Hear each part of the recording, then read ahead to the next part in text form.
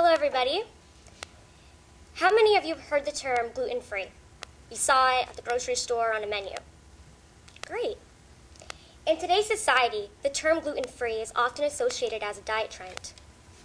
But what if I told you that for 3 million Americans, it is more than just a trend. It is their only hope for treatment. According to the National Foundation for Celiac Awareness, 1 in 133 Americans suffer from celiac disease. Celiac disease is an autoimmune disorder where the body attacks the small intestines when the protein gluten is consumed, inhibiting the absorption of nutrients. When the protein gluten is consumed, it attacks the villi and ends up leaving something like that in someone with celiac disease. Gluten is a protein found in wheat, barley, and rye. Think of it as the glue that keeps your food together. Even though popularity has risen within the last 11 years, 97% go undiagnosed and left untreated. Celiac disease has over 300 symptoms. This makes the diagnosis of it very difficult for physicians. Dr. Fasano, a celiac expert, says, "The problem is that celiac disease is a clinical chameleon. No one presents the symptoms in the same way." Celiac is categorized in 4 types: typical, atypical, silent, and latent. Typical celiac includes symptoms such as gastrointestinal signs and symptoms, weight loss, bloating, constipation, diarrhea, GERD, the list goes on. Atypical celiac symptoms include minimal to no GI symptoms. It can include anemia, migraines, eczema, behavioral changes, even chronic fatigue.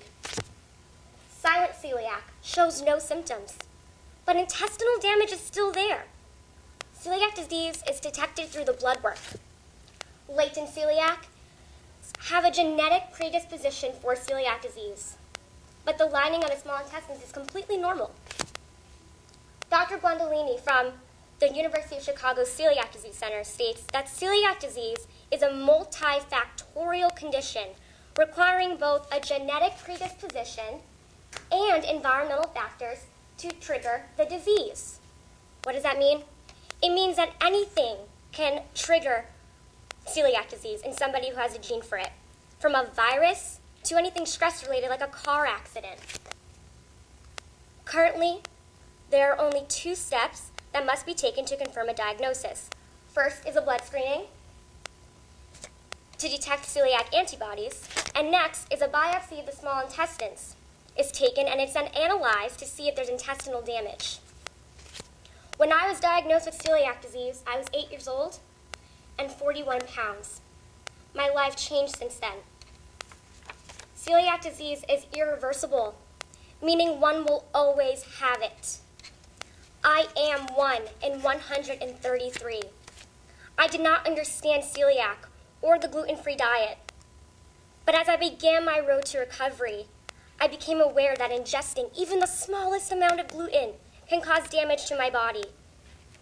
My name is Kayla Marie Laffey, and I am part of those 3 million Americans. And luckily, I was diagnosed in time.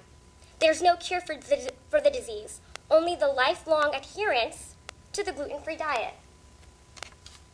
Gluten may not directly affect you, but you now have some insight as to what it is and how it affects those around you. So the next time you see the words gluten-free at the grocery store or on a menu at a restaurant, you'll know what that means to someone like me with celiac disease. It means hope. The hope to living a happy and healthy life. Thank you.